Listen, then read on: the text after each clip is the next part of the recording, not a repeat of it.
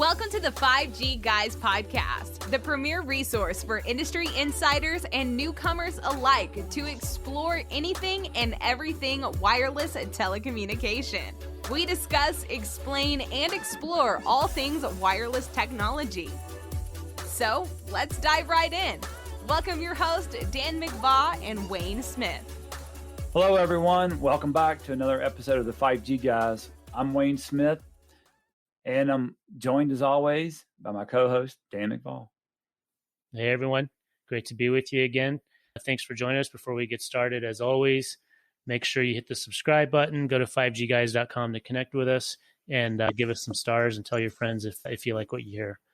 Joining us again today for a comeback, popular return is Dr. Patrick Perini. I call him doctor because he's got his PhD in electrical engineering. He began his career working for NASA's Jet Propulsion Lab. Say that again. He worked for NASA's Jet Propulsion Lab. Yes, he was a rocket scientist, working on their shuttle imaging radar systems. After that, he moved into the wireless telecom world, where he joined US West's Advanced Technologies Group, where he led several research teams in wireless telecommunications technology. Those research efforts included smart antennas for 1G and 2G networks, RF propagation modeling, and wireless data technologies. In 2003, he formed his own consulting company, EFR Inc. As EFR, he spent 17 years consulting to the engineering service group at Qualcomm, developing training courses in 2G, 3G, 4G, and 5G technologies. He's delivered that training to professionals throughout the wireless industry. Today, he resides in Hawaii, where he works with Hawaiian Telecom. And in that role, he's helping to deploy fiber to the premise offerings for TV, voice, and internet services. So with that, Patrick, thanks for joining us for a comeback tour. Great to have you again. Yeah, thanks for having me. Pleasure. So the last time we had you on, you helped us explain to our audience the differences and the history between 1G, 2G, all the way through 5G. I thought it went really well. For those of you that may not have heard that episode, go back to a prior episode, check it out. It would be a great backdrop to segue into today, where I feel like we didn't really dive as deeply as we could into 4G and 5G, and really what are the big differences and the big enhancements and changes and impetus for 5G. So I thought today we could to dive in that a little bit more and really talk about what's driving 5G, what will the consumer see that's different, and what's going on beyond the consumer with 5G. So let's start with that, Patrick. Kind of give me your perspective on what is the big driver for why we even have 5G today, and what's pushing that initiative. I think what's driving 5G more than the consumer really is the industry itself. You know, we seem to want to reinvent a new generation of wireless technology about every decade since the 80s. So we did 2G in the 90s, 3G 2000, 4G 2010. Now here we are 2020, and we're looking at a fifth generation of wireless technology. From my perspective, I have a lot of friends ask me about, what's 5G? And over the years, it's funny, it used to be a little bit more generational, like, oh, should I get the new 3G or should I get the new 4G? But it seems to me more recently, people are pretty happy with the speed that their phone can do and what it does. And I don't see the users telling me, hey, my phone is slow, I can't do things with the phone. More, I hear people ask me, should I get the new iPhone 13 or should I get the latest Samsung Galaxy? They're more interested, I think, sometimes in the features of the phone, the camera, the new camera that it comes with, than they are necessarily as to what the generation of the phone can do. I don't think people really appreciate millimeter wave versus non-millimeter wave that is now in 5G phone technology. So the consumer, I think, is trying to figure out whether to get a new phone because they can get a deal on a phone and they can have a new smartphone that's, it's somewhat of a status symbol, I think, for some younger kids, maybe. Some people just like having the new product. But I find it's a little bit different now going 4G to 5G. I am still carrying around my 4G iPhone 7. And I haven't upgraded that phone, and I'm pretty happy with it. I'll probably buy a 5G phone maybe in a year or two, but I'm not hard-pressed to buy a 5G phone myself. just because the phone does everything I want it to do. So yeah, I would just say that, the big thing with 5G might be more transformative in other industries than just the mobile broadband phone consumer, that, you and I, how we use our cell phones, that a lot of 5G may be driven more by industries wanting to do some of the things they normally did with wires in their factory to do it wireless, to try and sell some form of service that uses AR or VR, augmented reality, to sell entertainment possibly. So I think there will be some transformations or some new things, just like I think, for example, things like Netflix and Roku and a lot of the things that we can do remotely with our devices, I think were enabled by 4G LTE. People watching television on their phone really wasn't doable with 3G. And so I think 4G enabled that. And I think 5G will be maybe a little less transformative for the mobile user than it will be for some other industries. Yeah, for sure. I think there's tons of reports, analysis, research out there that video was killing 3G. I mean, 3G was just on its knees, especially when the iPhone came out, when people started trying to use it for video. And for sure, video, whatever form you might want to think of, YouTube cat videos, streaming services, it doesn't matter. That really is where 4G has been a rock star, no doubt about it. Your point about industry, I think, is a really valid one. I think, I've said numerous times, and I've, our listeners may have heard me say it before, wireless has really become the fourth utility. It is not a luxury anymore. It's really become essential. And I think the demand for 5G and what you pointed out with industry really demanding wireless that can support their needs, whether it's manufacturing, whether it's healthcare, like remote telemedicine and, doing a surgery remotely over a wireless connection, wireless sensors that can respond at a millisecond's notice so that autonomous vehicles can use wireless to talk to each other and know that the car is stopping in front of them quicker than the human brain can even figure it out. Those are things 4G can't do, right? Yeah, we really, with 4G, we're trying to enhance the mobile broadband experience. And as we improve the capability of the network and we decided to make some additions to the standards of 4G later on, we started to add the idea of, we want to see if maybe we could have machine type communications so that the cell site talks to a device like a garage door opener rather than a smartphone. And then we started to think about, hey, maybe vehicles could talk to one another. So they have this idea of cellular vehicle to vehicle communication, or cellular vehicle to infrastructure, cellular vehicle to pedestrian. They call it CV to X, cellular vehicle to anything, where the vehicle can communicate. And Qualcomm's making big bets on this, actually. They have a pretty large group that is focused on really trying to be the chipset provider for this stuff for all the auto manufacturers. So I think, the connected car, if you purchased a Tesla or into Tesla, how they're working with their autonomous driving capabilities. And if you've ever been in a Tesla, it's pretty cool. You have a big screen, it's internet connected. And so the notion of a connected car is pretty interesting to me. It's funny, when I do like classes and I teach people, I ask them, how many people in this room are willing to pay to connect another device to the cellular network other than their primary cell phone? And it's interesting. A lot of people are pretty darn hesitant. Now, I'm talking usually to a lot of engineers, so we're kind of notoriously unwilling to spend money on things.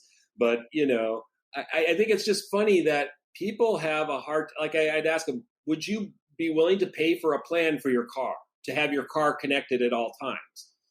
And most people are like, you don't get a really strong uptake on that yet. I think that might change.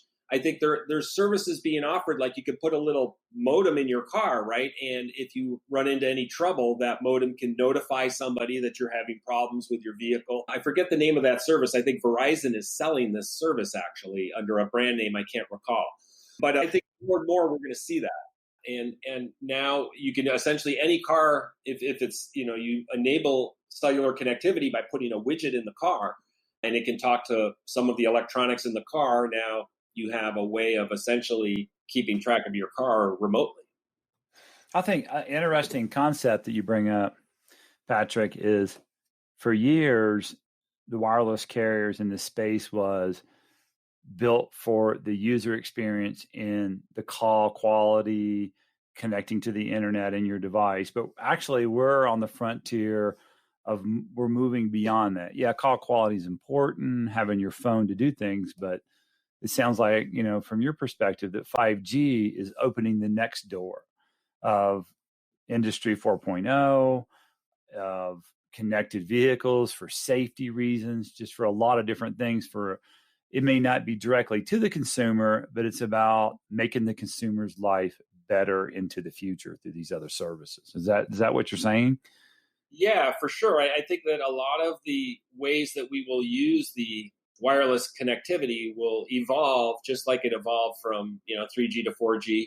It's going to change a bit in 5G. I think it'll be a little less transformative for the mobile phone customer and more transformative in just other areas, as we've talked about, whether it's a mission critical service or connecting to IoT devices. I have a wife who's an anesthesiologist, and she works in the hospital, and she talks about how these surgeons, especially the young guns, the young surgeons who grew up with Game Boys, they know how to do remote surgery. Like, it's unreal. They sit there at a remote control and the patient's in another room and a robot's going into the patient doing the surgery. Their hands are completely outside the patient while they do this very precise surgery inside the patient.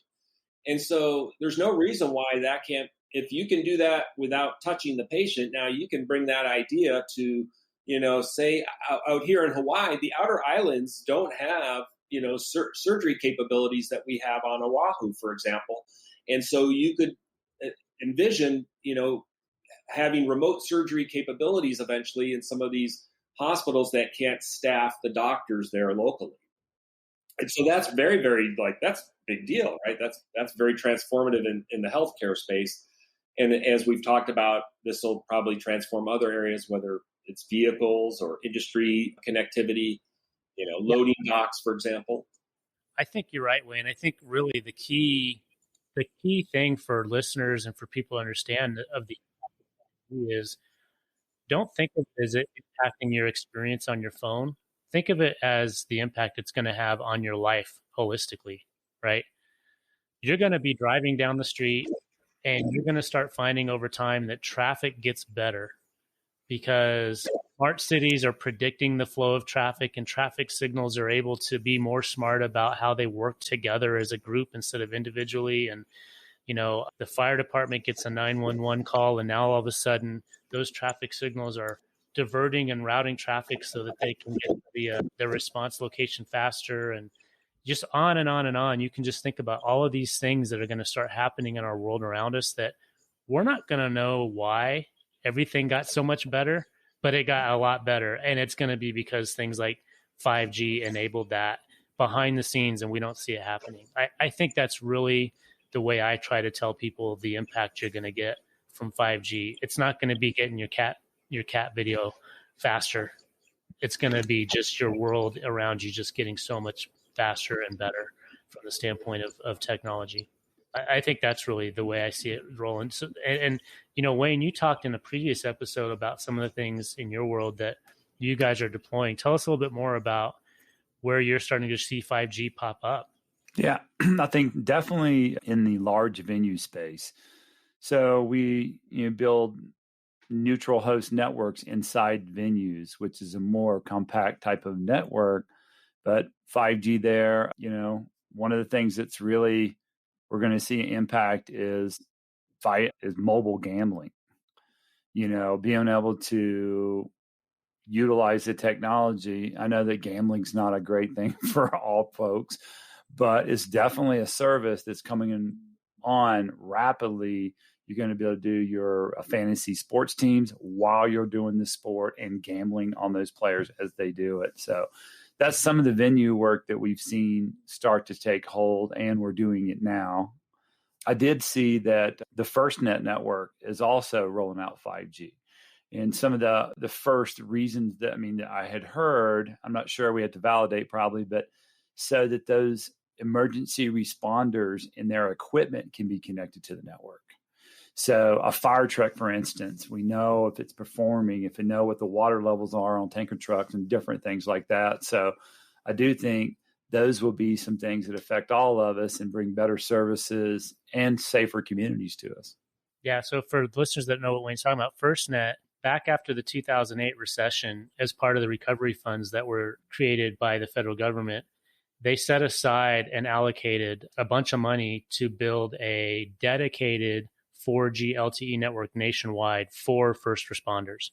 So if y'all recall back in 2001 when 9/11 happened and the Twin Towers collapsed, basically the cellular network crashed. Everybody was pushing send at the same time. And guess who else was using that network or trying to use that network? Our first responders. And so what this did was this created federal funding to create a network called FirstNet nationwide, where our first responders could have a network that was for them and for them exclusively to use the technology for their first responder needs without being conflicted with those of us using the cell phone network for whatever we're doing normally. And so, yeah, you're right, Wayne, for sure. FirstNet has leveraged 4G and is definitely staged to leverage 5G on that network. We'll have a future episode actually talking about FirstNet, and we'll dive a little bit more into it. But, there's a specific use case I know for a fact FirstNet is working on, and you talked about VR and AR, Patrick, virtual reality, augmented reality, the difference being augmented reality is it's sort of virtual and real world coming together at the same time, right? You're seeing the real world through the lens with the virtual world sort of put on top of it, right?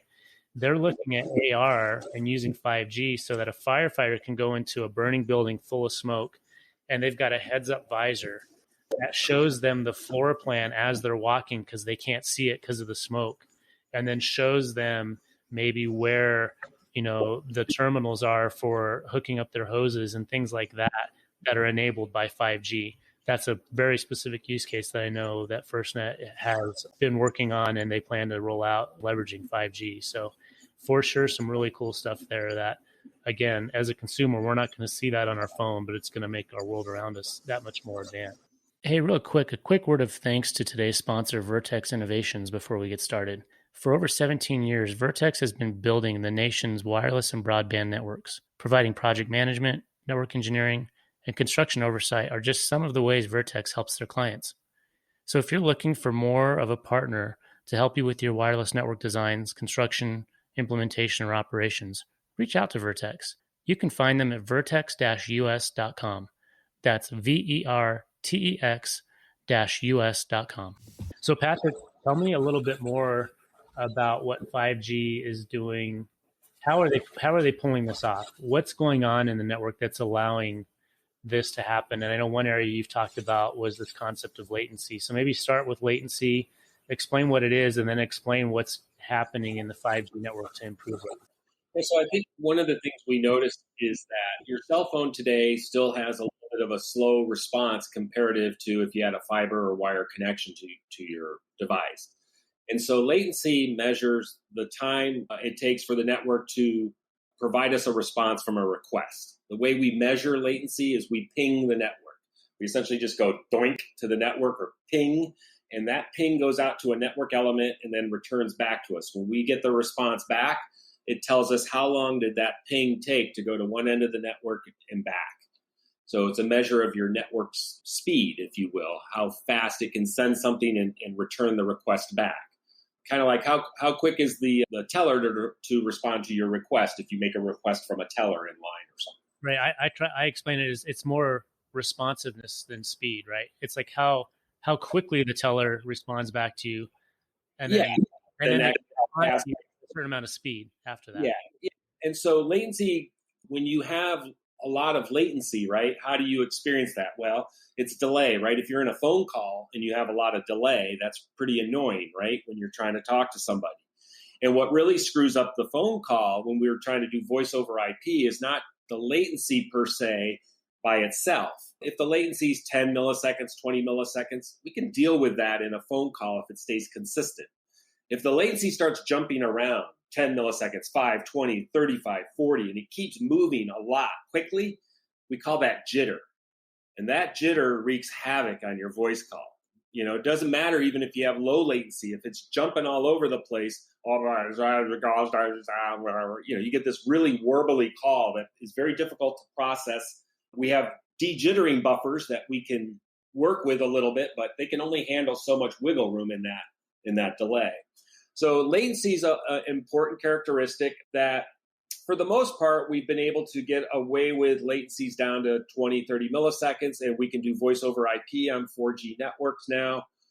But if I want to be able to do something very mission critical, if I really need a quick response, say I want to do something like a robotic surgery, right? I need 2 millisecond latency for that to work, then, the current networks aren't sufficient. And so part of what we'd like to do with 5G is be able to, in certain cases, not all cases, but define mission critical services. And those services can be essentially scheduled very quickly into our scheduler to provide radio access very quickly with 1 to 2 millisecond latency. So that's going to be important in providing these mission critical services. And at the same time, we want to make sure that we still also have other bandwidth available for non-mission critical, right? So we can sort of share the radio bandwidth with these different types of services. And so I think 5G will enable some of that, sharing of the bandwidth for different applications, whether it's a mobile broadband user that can deal with 10, 20 millisecond latency versus a mission critical user like the firefighter or the surgeon or something in a mission critical scenario. So those, I think, will be where we see 5G start to do some things that 4G couldn't do in the mission critical area. Right. And I know in a previous episode that I referenced at the top of this one, you talked about how the radio channel itself between 4G and 5G is actually very, very similar. But what you touched on, I'd like to dive in a little bit more. And I think this is a good segue on this latency thing, is that a lot of what's changing with 5G is what's going on in the core network, or the brains of the network behind the radio part of it. Can you touch on that a little bit? Yeah, sure. So essentially, when we build a wireless network, right, we have to have a way to access your phone. And so what we do is we put a radio on a tower, right, or a base station, we call it. And that radio signal travels from the base station to and from your phone so that you can communicate to the network. But now we have to get the signal from the base station, right, back to, the cloud or the phone network or wherever the service is, right? We have to get it to the services networks that we want to provide service on. And so there are wires essentially from the base station, right, radio that your phone talks to back into what we refer to as the core of the network. And it's interesting, we talk about the brains of the network being in the core. In the old days, all the brains were really in the core. And then as the technology evolved, one of the things we started to notice was that if I want to schedule things really quickly, I need to actually do that scheduling at the point of delivering the signal to the phone. And so what we started to do in 3G, which was a change from 1G, 2G, where all the brains and thinking and decision-making was done in the core, we started to push the scheduling of the services and the radio resources out to the base station. And that sort of decentralized the job of radio resource management, we call that, from a controller that's closer to the center of the network out towards the edge. And now what's happening with the evolution, 4G kind of has done the same thing, but now they're starting to think, what if we started to coordinate the base stations to do some smart scheduling? So we coordinate the radio access network. This is now going back to bringing the brains back into the core. And there's this sort of tug and pull that's going on with 5G, because I can't centralize the processing for all the brains of all things, but I can do it for some things in certain applications. For example, I may want to bring some information from my factory to a central location, not too far away from my factory, not too far into the core to protect it, but to process it and then bring it back. Another area that's interesting when we talk about trying to centralize the brains, think about IoT devices, right? IoT devices, there's going to be millions of these devices, little tiny devices everywhere. And you can't put the brains of all of that in some central location. And so what we will do with a lot of IoT devices is distribute the brain processing into the little devices. We'll put a wireless modem and a little, processor inside that device to give it some intelligence so that it can think about, oh, I'm receiving this data. The data is telling me something. Okay, I'm going to tell the network. Or no, I don't need to tell the network. Rather than the device being just simply dumb and spewing data to the network constantly, that the network has to now think about how to process this. So there's in 5G, they have this thing now that they call mobile edge computing, where we don't want to necessarily bring everything into the core of the network because it takes time to bring it there, think about it, and then bring it back. What we might want to do for like an AR, VR application is bring that thinking, if you will, out to the edge of the mobile radio network, do the thinking fairly close to the base station as to reduce the time to respond back to that network so that I can lower the data requirements I need to send data back and forth from my little cloud off to the radio by lowering that latency. So these are the things that there's not necessarily one, we're going to bring all the smarts back into the core. A little of it depends on the application. So that's the one thing I would say is unique about 5G that we're doing. And the other, one of the things in 5G that'll be very different, and we as consumers are not going to really notice this or see this, is they've really changed how they're going to implement the core network for 5G from previous generations. So as I talked earlier, the radio itself is still the same radio technology essentially that we used in 4G. There's just more flexibility in how I set up that radio channel. I can be wider, I can have more subcarriers, they can be wider, they can change essentially the dimensioning of how they form the radio channel to support both millimeter wave frequencies and the lower frequencies. What really changed, though, is the idea of how we build a core network. So we're used to sort of saying, I have a core network that my base station connects to, and my base station connects to a widget, a box. In 4G, we called it the management entity for control to set up the connections. And to send your data, it talked to a box called the serving gateway. And that serving gateway connected to a packet gateway, which then connected to the internet or the services network. And the mobility management box, the MME, it talked to a home location register or a home subscription server box that had all the subscribers in it and could verify your subscription and so on and so forth. So you'd buy these boxes essentially and hook them up accordance to the standard design. And so what they're doing now in 5G is a little different. They're saying, there's no reason why we have to really build boxes anymore.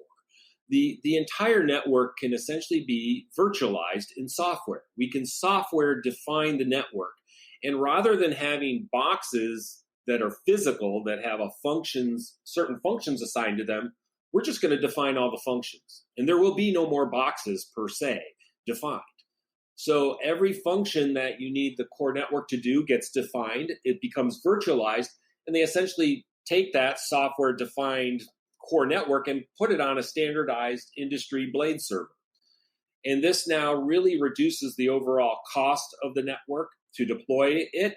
It also makes it much easier to service that network and to change that network in real time.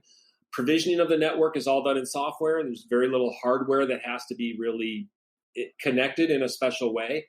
And so this, I think, is very, very different from what we're used to doing. And they call this standalone, meaning that the 5G network will stand alone by itself. It'll have a 5G core and a 5G radio. And if I want to hand off, if you will, from my 5G network to another network, I literally have to make a radio connection handoff from the 5G radio network to the 4G radio network. And right now, what they're sort of doing to bridge the gap, actually, is they're leaving the 4G core network in place and building the 5G radio network on top of it and building what they call non-standalone. Non-standalone means now the phone has to sort of be this schizophrenic phone that can do both a 4G and a 5G connection at the same time while it's registered as a 4G phone to a 4G network.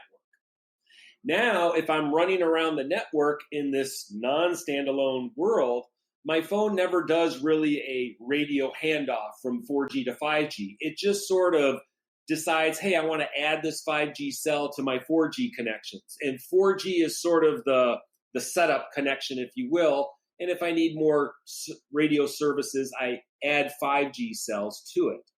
So it's just in doing this non-standalone, you make the upgrade to 5G purely a radio change. You don't have to do too much to the core, but you have to build these phones that are fairly complicated. It makes the phone design much harder because it has to be able to register to a 4G network and simultaneously be a 5G radio, adding 5G connections to the 4G connections it already has.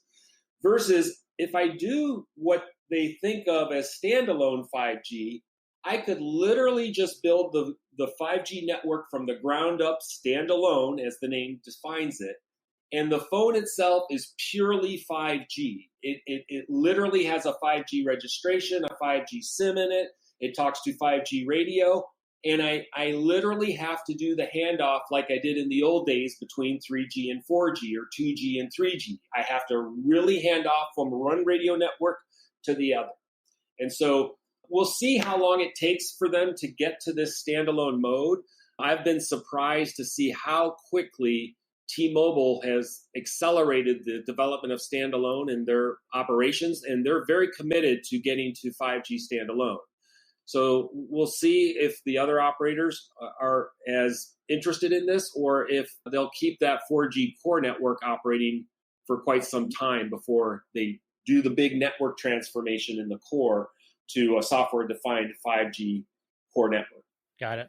Yeah, it makes a lot of sense. You were also talking here about, I'm notorious for my bad analogies, I guess, but I was listening to you talk about that mobile edge computing and how, with 5G, we're pushing a lot of that processing out to the base station, out to even the devices. And it made me think of the cliche of the left hand not knowing what the right hand's doing. And I started thinking about it. I was like, well, the left hand doesn't know what the right hand's doing. The brain knows, right? And that's 2G and 3G, right? The core knows what's going on with all the base stations. And now I think what you're saying is with 4G and now especially 5G, this edge computing, the left hand and the right hand literally do know what each other's doing, and they don't need the brain to work together.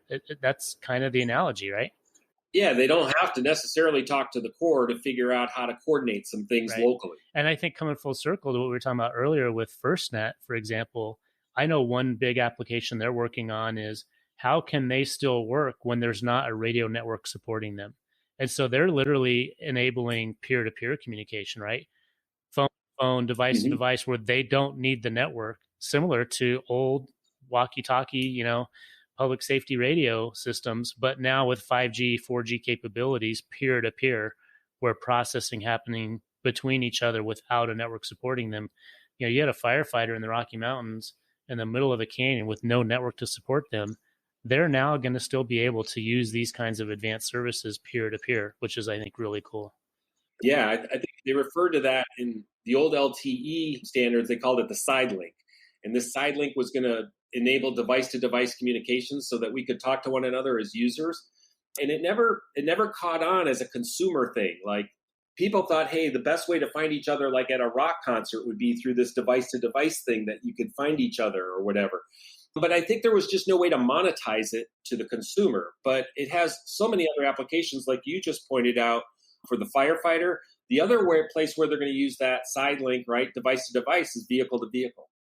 So that'll be big too. And I think we'll see more of that, but maybe just not you and I doing it as consumers on our mobile phones. Yeah, really informative, Patrick. Yeah, thanks for that overview. You keep me, I'm here thinking, how is this going to be? It just keeps like what's possible. One of the things I'd ask, a little bit about the edge and the latency side. I heard one of the main driving factors, I think, during the pandemic and such, was the latency in a shopping cart for, like, say, companies like Amazon. That they've done research and they looked at that latency and they said, if they can reduce latency, they'll sell more product, because people, when they make purchasing decisions, actually hesitate. But with lower latency, the click and the button to make that sale brings those guys billions of dollars in revenue. So it's very interesting to hear your side of it. And another use case in e-commerce of like, hey, can I buy that right now? scenario. Well, high frequency training, right? We've built dedicated microwave networks for high frequency traders where they can get their trade into the stock market a millisecond ahead of another person and arbitrage that situation to their gain of a few cents a share, right? So really cool stuff. Well, Patrick, thanks again for coming to join us for yet a second time on our podcast. It's been awesome. I think you do a great job of really boiling things down to simple to understand concepts, and it's awesome having you. Tell everyone again how they can connect with you so they can learn more if they want to connect with you. Yeah, if you want to connect with me, just reach out to me at LinkedIn. I'm on LinkedIn under my name, Patrick Perini. P is in Patrick, Perini.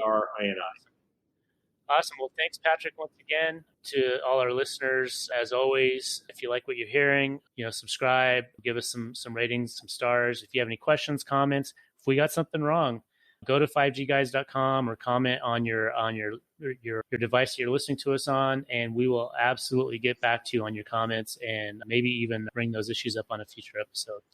So for Wayne and myself, thanks for everyone joining, and until next time. Thanks. See you guys. Thanks for listening to the 5G Guys. For more resources and to connect with Dan and Wayne, check out their website at 5gguys.com. If you enjoyed this episode, be sure to hit that follow button and share this episode with your friends and family.